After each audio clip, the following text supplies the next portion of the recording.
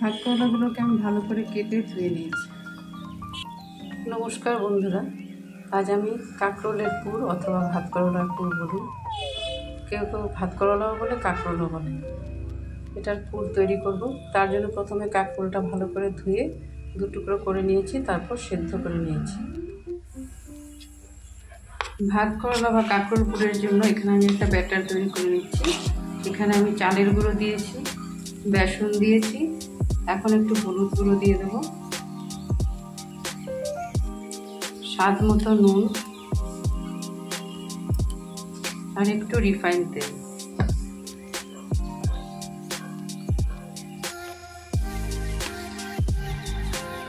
দিয়ে আমি মিশ্রণটাকে তৈরি করে নেব। এভাবে ভাত করার থেকে বিচিগুলোকে বের করে নেব। এবার এই বিচিগুলোকে মিক্সারে দিয়ে হালকা করে গ্রাইন্ড করে নেব। পুর করার জন্য আমি একটু পেঁয়াজ, কাঁচা লঙ্কা, ধনে পাতা কুচিয়ে নিয়েছি, এটা এবার দিয়ে দেবো।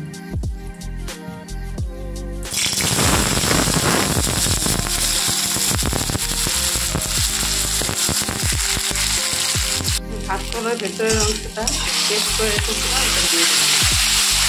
দিয়ে এবার একটু নাড়বো।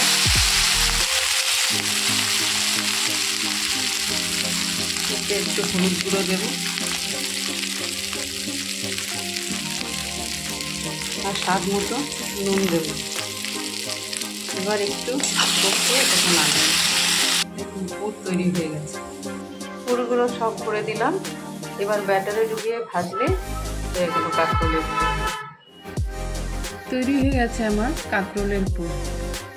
এই পুরটা খেয়ে কেমন লাগলো অবশ্যই কমেন্ট করে জানাবেন। আপনারা সবাই সুস্থ থাকুন, ভালো থাকুন। ধন্যবাদ।